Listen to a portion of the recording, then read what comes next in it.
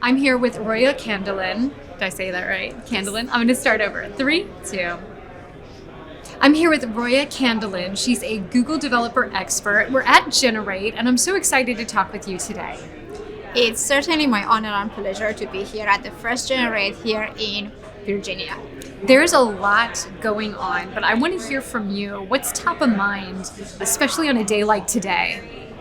The advancement in AI is taking. Can we cut here?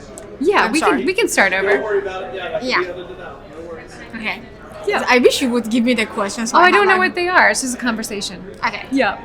Yeah. So I started. I'll start all the way over at the beginning. Yeah. I'll just You have to go start from the top, or can you start from where? Let's we just start left from us? the beginning, and that way it's a little more We're natural. close enough to it. Yeah. Yeah. That way it's more natural. Yeah. Okay. 3, 2.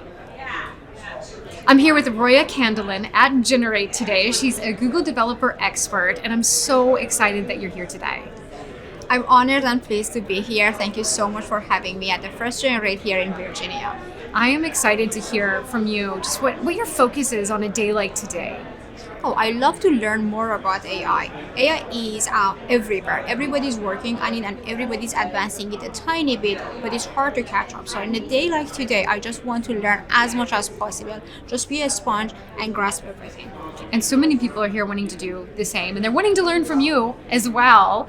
So tell me a little bit about how you're going to walk everyone through, what you're doing today.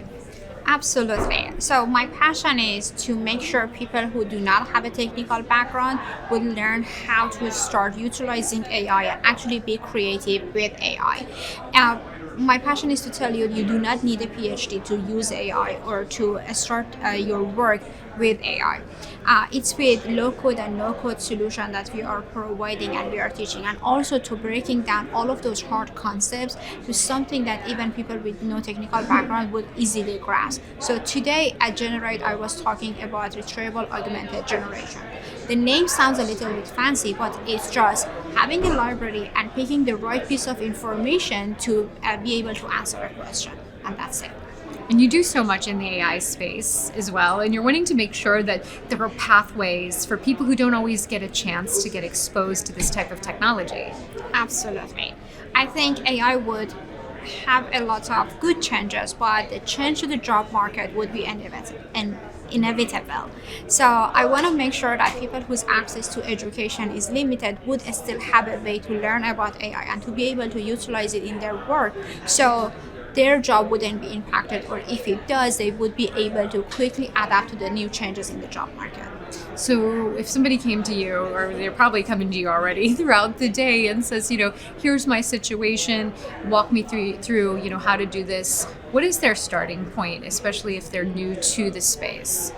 I would always suggest to use AI to learn AI. We have a lot of chatbots right now that they are very amazing in teaching us and being a personal tutor. So I'm a huge user for Gemini. Every time that I come up with a question, even things like, hey, how to pronounce this word right? English is not my mother tongue, so a lot of the pronunciation, a lot of the slangs are something that I do not understand. I take it to Google to ask questions. So the same can happen for somebody who wants to enter the world of AI. Hey, Gemini, ChatGPT, anything that you are using, how to enter, what is the start point in here? So be clear what you are asking the chatbot. Give it a role. Make sure that it knows that it is your tutor in that specific topic. Here it is AI. Ask it to break it down into smaller steps for you, and then for each step, based on your essentially interest, you can get deeper and deeper and figure out how to do that. Even if you haven't written a line of code ever, you can ask any of these chatbots to help you to write your first line of code and then expand on top of it. Today in this class for RAG, we went through a whole code on how to build RAG from tiny pieces of code that you can just put these Legos together, these pieces together, and have an end-to-end platform that takes a document and answers you. And you mentioned Google, and this is what you're an expert in. And these are tools that are really available to so many people. And when we think about upskilling in the past, a lot of times people would have to go get a degree or, an additional degree or an additional 2 or 3 degrees.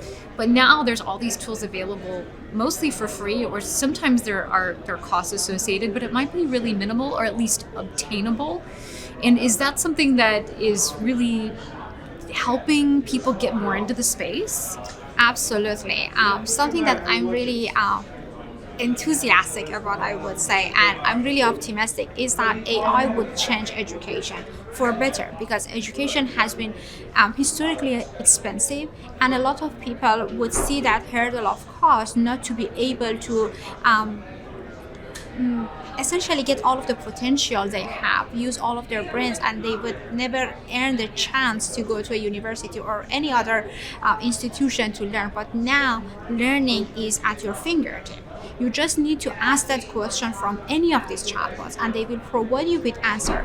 I want to be clear that these chatbots are not particularly factual. So we need to be clear that, hey, the answer might not be correct, so we still require that critical thinking, but they have so much information, and a lot of these information are so generic that the chatbot wouldn't make mistake. So for learning a topic that is well established, the easiest way would be to utilize these chatbots, and they are able to take us such a long way in our education journey to make sure we still have the foundation, and to get deeper into specific topics we can ask more questions or look for sources, again utilizing this chatbot to guide us where to look for those resources. We hear about human in the loop all the time, and that's something that I think a lot of, it's like, well, I'm a human, I'm using this AI, I'm the human in the loop, but it's really that checks and balances like you're mentioning. Exactly. So is that something when you're explaining and teaching people,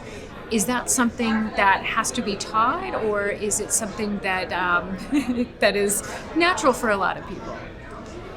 So that's a little bit of a harder topic, because my personal experience has been that people either don't trust AI at all, or they trust it too much and they see it as this magic black box that it can do everything and anything they set their mind to.